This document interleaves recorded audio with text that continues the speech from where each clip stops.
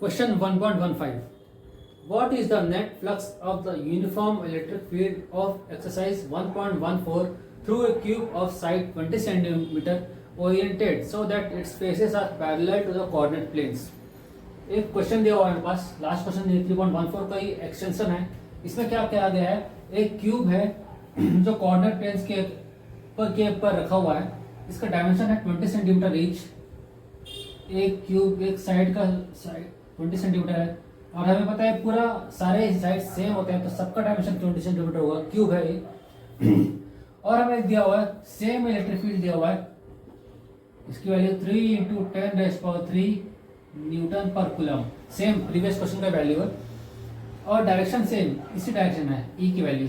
ठीक है, अब हमें यहाँ पर फ्लक्स निकालना है through each and every faces. तो हम क्या करते हैं सॉल्व करने के लिए, चलिए सॉल्व करते हैं। सॉल्व करने के लिए हम सबसे पहले सारे फेस को इंडिविजुअली मार्क कर लेते हैं। सॉल्व कैसे करेंगे, सबसे पहले इसको हम अलग अलग फेस के लिए हम ऐसे इस फॉर्म में चेंज कर लेते हैं। ये हमारा फेस ये हो गया। अब हम फेस को नेमिंग कर लेते हैं। ठीक है, तो ये हमारा फेस, इसको 1 मान लेते हैं। इसका एरिया वेक्टर इस डायरेक्शन में है। ये फेस 2 बैकवर्ड्स, इसका एरिया वेक्टर उस डायरेक्शन में है। ठीक है, सेकंड फेस 3 इसको मान लेते हैं जो इसमें है इस डायरेक्शन में। फेस 4 इसका एरिया वेक्टर इस डायरेक्शन में, फेस 4 का। एक फेस 5 जो ऊपर जा रहा है, इसका एरिया वेक्टर ऊपर होगा। एक फेस 6 इसका एरिया वेक्टर नीचे जा रहा है। ठीक है, हम सारे फेसेस के एरिया वेक्टर को हमने मार्क कर लिया। अब चलिए सॉल्व करते हैं। एरिया वेक्टर हमने सबसे पहले फॉर्मूला लिखते हैं, flux phi is equal to E dot delta S, E vector dot D S vector. इसको और डिटेल में लिख लें, E D S cos theta. अब एक एक करके हम सॉल्व करते हैं। सबसे पहले face 1 and 2, face 1 and 2। Face 1 है इस डायरेक्शन में। ठीक है, एरिया है इधर, तो ये मान के चले ये है इलेक्ट्रिक फील्ड का डायरेक्शन और ये है एरिया का डायरेक्शन। ठीक है, ये है इलेक्ट्रिक फील्ड का डायरेक्शन, ये एरिया इसके परपेंडिकुलर जा रहा है, ये इस डायरेक्शन में जा रहा है तो परपेंडिकुलर हुआ। ठीक है, थीटा की वैल्यू यहाँ पर क्या हो गई, थीटा की वैल्यू हो गई 90 डिग्री। तो flux phi is equal to E D S cos theta और थीटा का वैल्यू कितना है 90 डिग्री।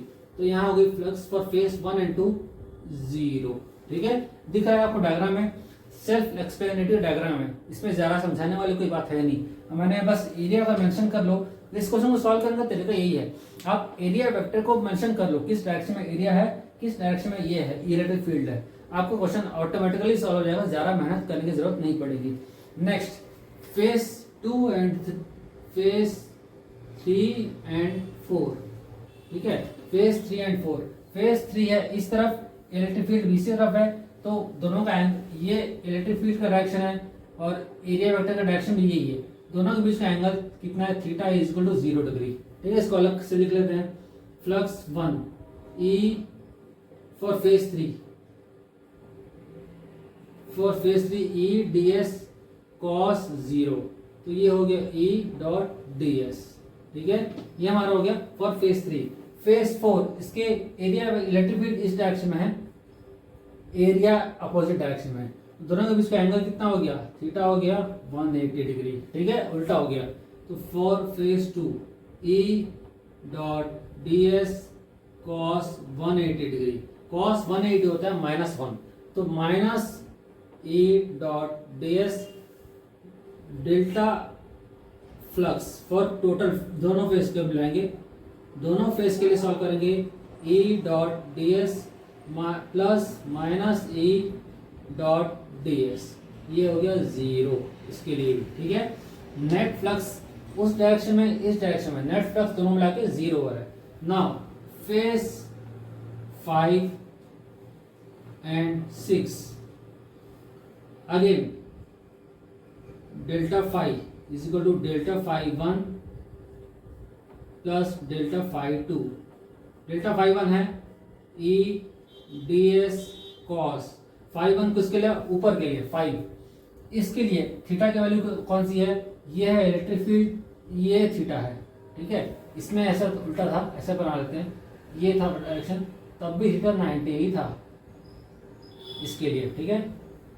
ये ds, यहाँ ds ऊपर है, ये इलेक्ट्रिक फील्ड यहाँ है, थीटा की वैल्यू 90 डिग्री, ठीक है। अगेन थीटा 90 हो गई, फाई की वैल्यू cos 90, 6 के लिए एरिया नीचे है, इलेक्ट्रिक फील्ड यहाँ है, थीटा अगेन 90 डिग्री, ये इलेक्ट्रिक फील्ड, ये ds, इलेक्ट्रिक फील्ड और एरिया के बीच का एंगल कितना है 90 डिग्री, ठीक है।